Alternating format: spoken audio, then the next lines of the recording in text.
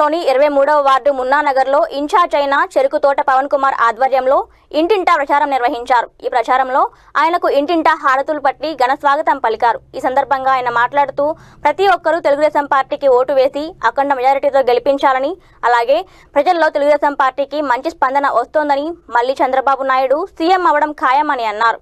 ఈ కార్యక్రమంలో మున్నానగర్ రమేష్, శంకర్ తదితరులు పాల్గొన్నారు.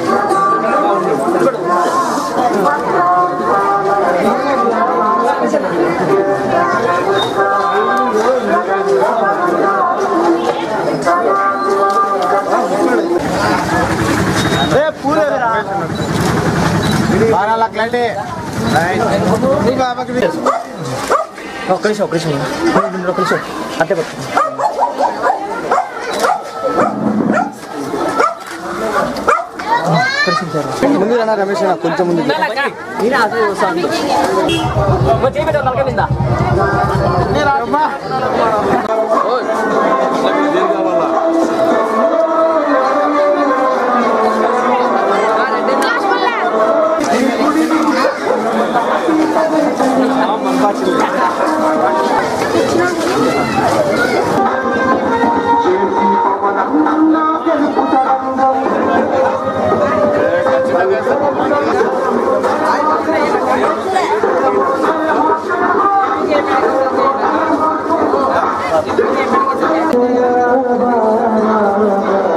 మున్నానగర్ వైఎస్ఆర్ కాలనీలోని ఈరోజు తెలుగుదేశం పార్టీ తరఫున పవన్ కుమార్ అన్నబడి నేను, మా మిత్రుడు రమేష్, మా మిత్రుడు విశ్వనాథ్ చౌదరి అందరం కలిసి ప్రచారం చేయడం జరుగుతుంది.